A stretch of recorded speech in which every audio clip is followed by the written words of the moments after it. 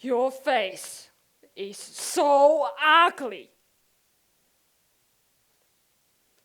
That is what I used to say over and over to the innocent young girl in this picture. She would stare back at me from the mirror and say, I know. Growing up in Taiwan, I often looked in the mirror and thought, I am ugly.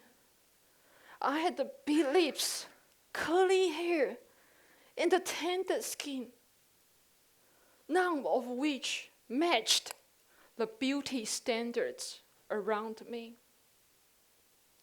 Some people called me octopus to make fun of me. I noticed women were judged more harshly, but men carried hidden pressures too. To escape, I straightened my hair, wore pale makeup, and dressed like a boy. Yes, that person is me. At 19, I left Taiwan for Australia. Something unexpected happened. The features judged negatively in Taiwan were admired in Australia. People paid for lip fillers, spent hours tanning, and perming their hair. That was when I realized appearance standards are not a universal truth. They are cultural. What is rejected in one culture may be celebrated in another. According to the Butterfly Foundation's 2018 Body Image Survey, 73% of Australians wished they could change the way they look. Many avoid reunions or weddings, thinking they don't look good enough. And the recent research in 2024 shows it now begins even younger. A mother told me that her bullied daughter felt hopeless. Appearance standards are shaped by culture and history. Across the world, people don't see beauty the same way.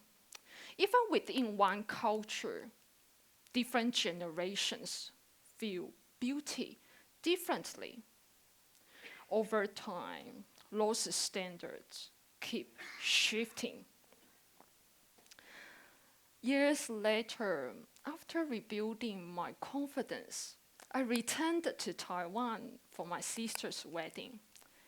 She asked if I wanted a makeup artist. I said no. I arrived with minimal makeup, my curly hair, and my tanned skin.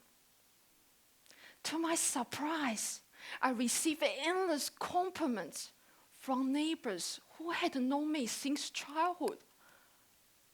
So, what had changed? Not my features.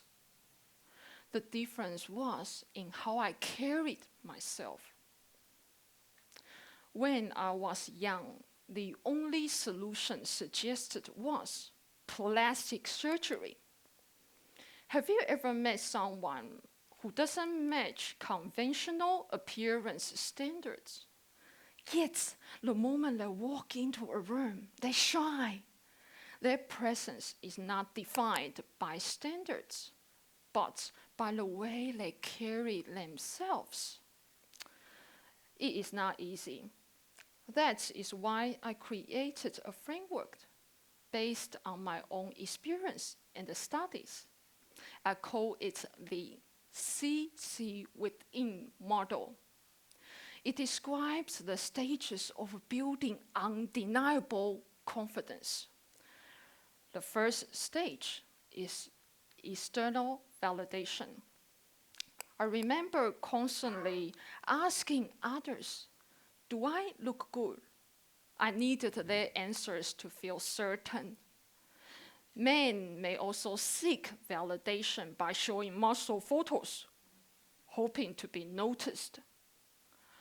When we don't get approval, we start to rely on products or surgery to fix ourselves.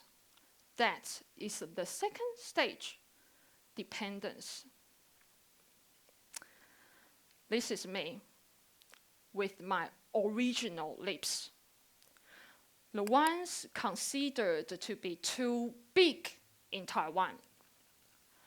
Imagine if I had the surgery to make my lips smaller.